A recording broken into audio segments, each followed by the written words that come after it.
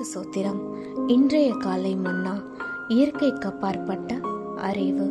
விசுவாசத்தினாலே நாம் உலகங்கள் தேவனுடைய வார்த்தையினால் உண்டாக்கப்பட்டதென்றும் இவ்விதமாய் காணப்படுகிறவைகள் தோன்றப்படுகிறவைகளால் உண்டாக்கவில்லை என்றும் அறிந்திருக்கிறோம்.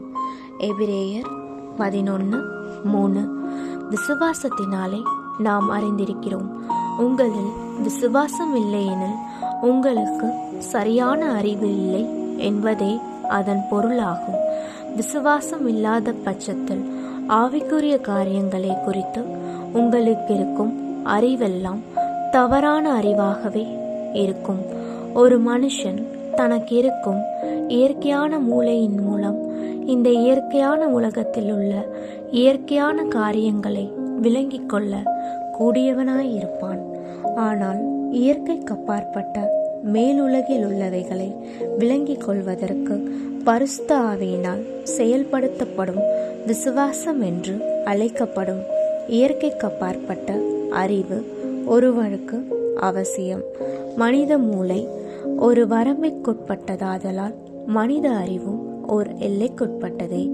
ஆனால் விசுவாசம் நம் உள்ளத்திற்குள் வரும்போது நம்முடைய அறிவானது சமுத்திரத்தை போல அளவில்லாததாக மாறிவிடுகிறது. 1 கொரிந்தியர் 2:11-12. ஆயினும் விசுவாசம் நம்மை விட்டு போய்விடுமாயின் நம்முடைய ஆவிக்குரிய அறிவு மரித்துவிடும். உலகங்களை உண்டாக்கிய தேவனுடைய வார்த்தை நம்மையும் கூட உருவாக்கி கொண்டிருக்கிறது.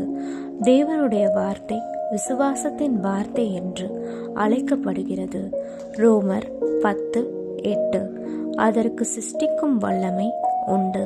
உண்டாக்குதல் என்பதற்கான கிரேக்க வார்த்தைகளில் சரியாக பொருந்தும்படி செய்தல் என்று பொருள்படும்.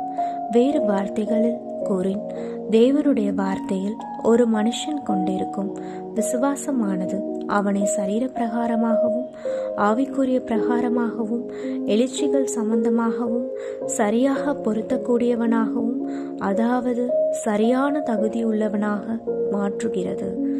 அவருடைய நாமத்தை பற்றும் விசுவாசத்தினாலே அவருடைய நாமமே இவனை பலப்படுத்தினது. அவரால் உண்டாகிய விசுவாசமே இந்த சர்வாக சுகத்தை இவனுக்கு கொடுத்தது. அப்போஸ்தலர் 3:16. ஒரு மனிதன் தனக்கு தேவையான ஆரோக்கியம், சுகம், பணம் போன்ற பூமிக்குரிய தேவைகளுக்காக தேவன் மேல் நம்பிக்கை வைக்கக்கூடாதவனாய் இருப்பான் என்றால் அவர் தன்னுடைய ஆவிக்குரிய தேவைகளை சந்திப்பார் என்பதை எவ்வாறு அவனால் விசுவாசிக்க கூடும்?